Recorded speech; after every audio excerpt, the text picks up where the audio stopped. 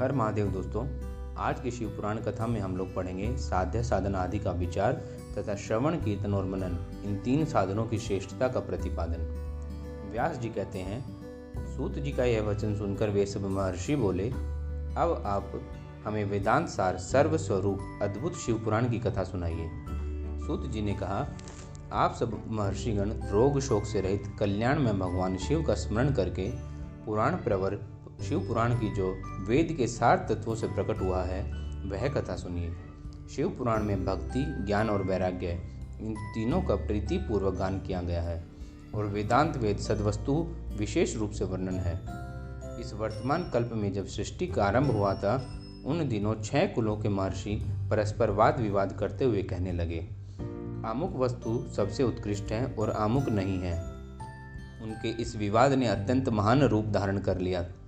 तब वे सब के सब अपनी शंका के समाधान के लिए सृष्टिकर्ता अविनाशी ब्रह्मा जी के पास गए और हाथ जोड़कर विनय भरी वाणी में बोले, प्रभु, आप संपूर्ण जगत को धारण पोषण करने वाले हैं तथा समस्त कारणों के भी कारण हैं।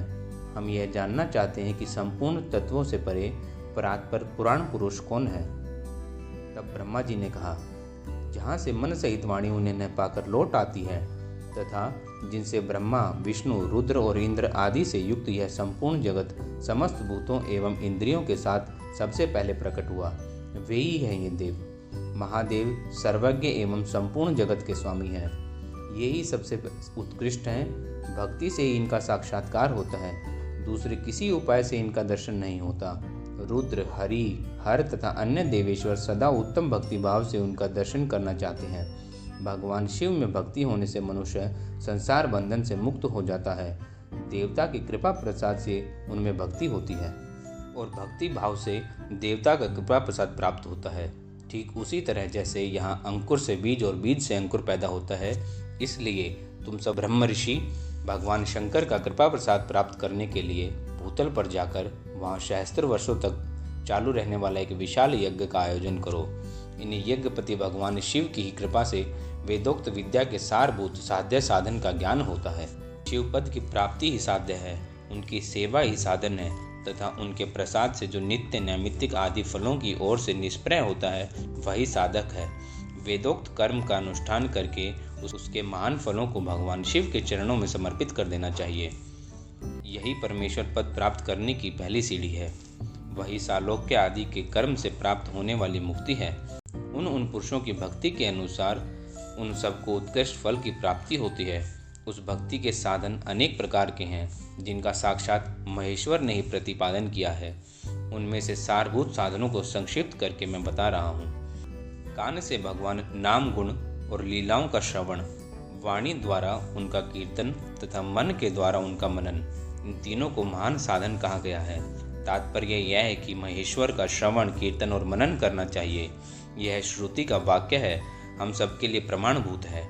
इसी साधन से संपूर्ण मनोरथों की सिद्धि में लगे हुए आप लोग परम साध्य को प्राप्त करते हैं। लोग प्रत्यक्ष वस्तु को आँख से देखकर उसमें प्रवृत्त होते हैं, परंतु जिस वस्तु का कहीं भी प्रत्यक्ष दर्शन नहीं होता, उसे श्रवणेंद्रियों द्वारा जान सुनकर मनुष्य उसकी प्राप्ति के लिए चेष्टा करता है। अतः पहला साधन श्रवण ही है। उसके द्वारा गुरु के मुख से तत्वों को सुनकर श्रेष्ठ बुद्धि वाला विद्वान पुरुष अन्य साधन कीर्तन एवं मनन सिद्धि करे।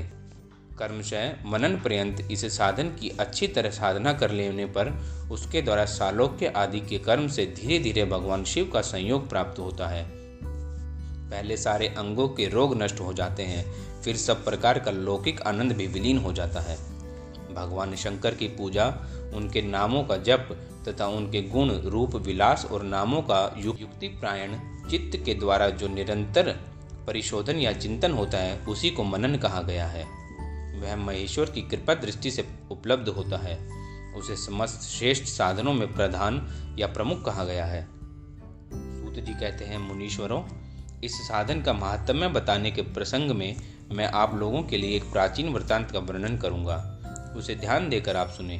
पहले की बात है, पराशर मुनि के पुत्र मेरे गुरु व्यास देव जी सरस्वती नदी के तट पर तपस्या कर रहे थे। एक दिन सूर्य तुल्य तेजस्वी विमान से यात्रा करते हुए भगवान सनत कुमार अकस्मात वहां आ पहुंचे। उन्होंने मेरे गुरु को वहां देखा वे ध्यान में मग्न थे। उससे जगने पर उन्होंने ब्रह्मपुत्र सनत कुमार को अपने सामने उपस्थित देखा। देखकर वे बड़े वेग से उठे और उनके चरणों में प्रणाम करके मुनि ने उन्हें अर्घ्य दिया और देवताओं के बैठने योग्य आसन भी अर्पित किया। तब वे बड़े प्रसन्न हुए और भगवान सनत कुमार विनीत भाव से खड़े हुए व्यास जी से गंभीर वाणी में बोले, मुने, तुम सत्य वस्तु का चिंतन करो। वह सत्य पदार्थ भगवान शिव ही है जो तुम्हारे साक्षात्कार करके विषय होंगे। भगवान शंकर का श्रवण, कीर्तन, मनन ये तीनों महत्तर साधन कहे गए हैं। ये तीनों ही वेद सम्मत हैं। पूर्व काल में मैं दूसरे दूसरे साधनों के संभ्रम में पढ़कर घूमता घूमता मंदारचल पर्वत पर जा पहुंचा। वहां तपस्या करने लगा। तदनंतर महेश्वर शिव की आज्ञा से भगवान नंदीकेश्वर वहां आए। उनकी मुझ पर बड़ी दया थी। वे सबके साक्षी तथा शिव गणों के स्वामी हैं। भगवान नंदीकेश्वर ने मुझे स्नेहपूर्वक मुक्ति का उत्तम साधन बताते हुए बोले, भगवान शंकर का श्रवण, कीर्तन और मनन ये तीनों साधन वेद सम्मत हैं और मुक्ति के साक्षात्कार कारण हैं। यह बात स्वयं भगवान शिव ने मुझसे कही है। अतः ब्राह्मण, तुम श्रवण आदि तीनों साधनों का ही अनुष्ठान करो। व्यास जी से बारंबार ऐसा सुनकर अनुगमियों सहित ब्रह्मपुत्र सनत कुमार परम सुंदर ब्रह्म धाम को चले गए। इस प्रकार पूर्व काल के इस उत्तम वृतांत का मैंने संक्षेप में वर्णन किया है। तब ऋषि बोले, सूत जी, श्रवण आदि तीन साधनों को आपने मुक्ति का उपाय बताया है, किंतु जो श्रवण आदि तीनों साधनों में असमर्थ है वह मनुष्य किस उपाय का अवलंबन करके मुक्त हो सकता है? किस साधनभूत कर्म के द्वारा बिना यत्न के ही मोक्ष मिल सकता है? दोस्तों, हम आज का अध्याय यहीं खत्म करते हैं। अगले पाठ में हम लोग जानेंगे भगवान शिव के लिंग एवं साकार विग्रह की पूजा के रहस्य तथा महत्व का वर्णन। हर हर महादेव दोस्तों।